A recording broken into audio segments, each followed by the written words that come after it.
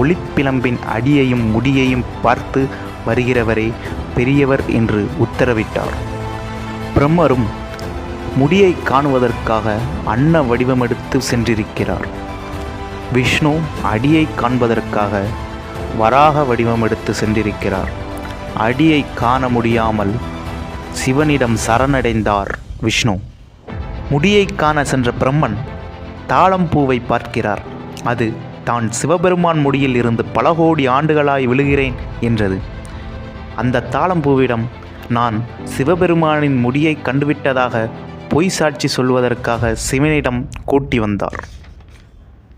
அந்த தாழம்பூவும் பிரம்மரின் வேண்டுகோளுக்கு இணங்க சிவனிடம் பொய் சாட்சி சொன்னது.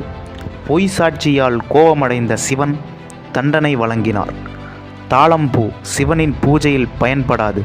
பிரம்மாவுக்கு பூலோகத்தில் கோவில் கிடையாது.